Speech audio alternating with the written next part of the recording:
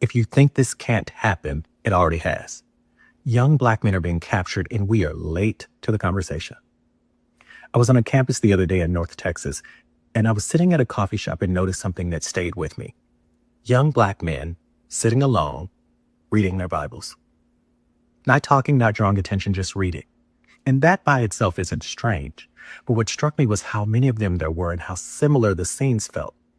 A few days later, I was back, and a young man walked in, looked like he played for the basketball team, sat down next to me, opened up his backpack, pulled out his Bible, and started reading. I looked around, more of the same. And at the back was a young Black man crying and a white couple praying over him. And as a seminary-trained theologian and minister, I know what organic spiritual curiosity looks like. This didn't feel like that. This felt coordinated and intentional. So I went home and began researching, and what I found confirmed that feeling.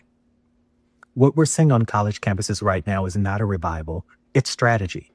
There are well-funded campus ministries and non-denominational churches with the stated mission to shape conservative Christian leaders by targeting students during their most vulnerable developmental window. That window's college, when young people are newly independent, economically stretched, and searching for meaning without having been formed by stable institutions. This did not happen in a vacuum. A generation ago, Gen X and millennials left the Black church for reasons that were legitimate. But when they left, they didn't just leave the church, they left formation. Their children grew up without the moral, communal, and developmental scaffolding that once helped young people move slowly into adulthood. Black boys were especially exposed. They were never allowed full boyhood. They were told to be little men and to be responsible and to be strong and to protect. Schools treated them as threats, and the world demanded restraint from them without first offering safety. By the time they reached adulthood, they were expected to provide, to lead, to perform manhood without ever having been taught how to become. So when those young men arrive on college campuses, unformed and unprotected, and someone shows up offering structure and certainty and belonging and material support, it lands. And that's not weakness, that's unmet demand. Remember a few years ago when Black men were offered sneakers during the election? That wasn't outreach, it was targeting. Young Black men were targeted because they are seen as identifiable, reachable, and unformed. They offered sneakers because no one else had offered formation. And when formation is abandoned, capture is not accidental, it's inevitable.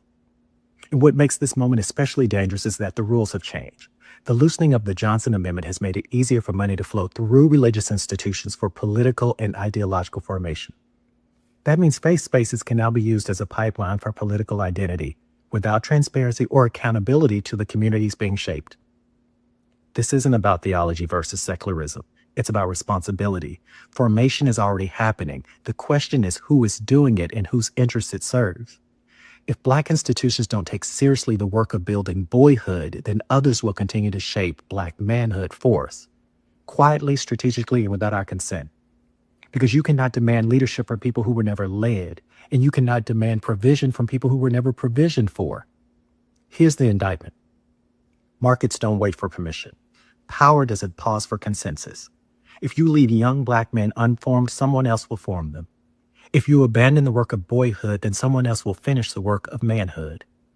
It's not confusion, it's capture. And history will not ask who meant well. It will ask who showed up.